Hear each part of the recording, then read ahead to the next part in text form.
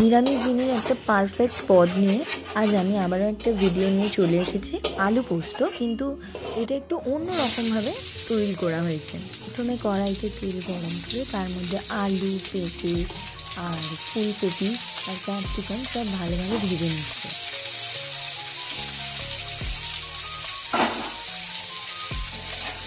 বেশ খানিকক্ষণ ভাজার পরে এর মধ্যে কাঁচা লঙ্কা আর একটা মশলার পেস্ট দিচ্ছে।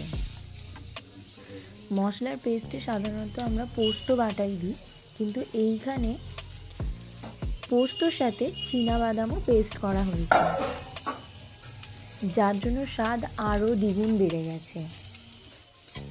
তো এরপরে আমি এই মশলার উপরে নুন, হলুদ এইসব অ্যাড করে দিচ্ছি আর তারপরে মশলাটা ভালো করে সবজির সঙ্গে মিক্স করছি।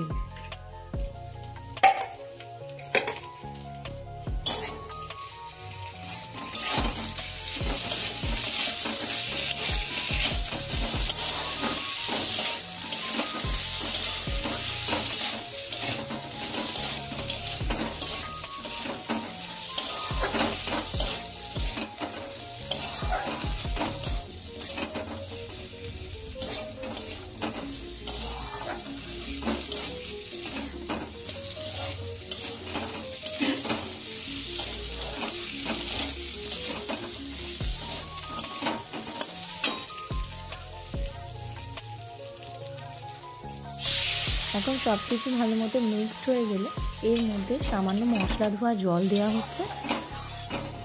এরপর খুব সামান্য একটু জল অ্যাড করছি।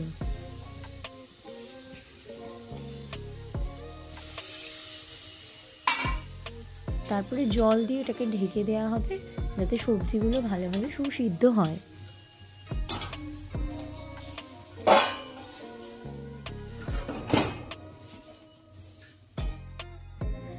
ঢাকনা খোলার পরে আমি চেক করে নিচ্ছি যে এখানে আলু, পেঁপে সব কিছু ভালো মতো সেদ্ধ হয়ে গেছে।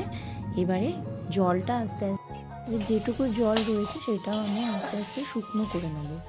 এরপরে এই পর্যায়ে শুকনো হয়ে গেলে আলু পোস্তটা আমি নামিয়ে নিচ্ছি।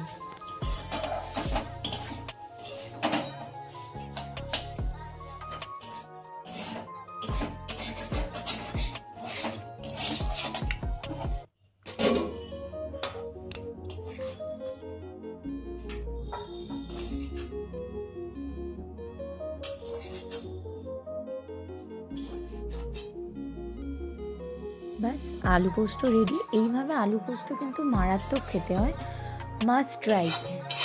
আশা করছি আপনাদেরও খুব ভালো লাগবে।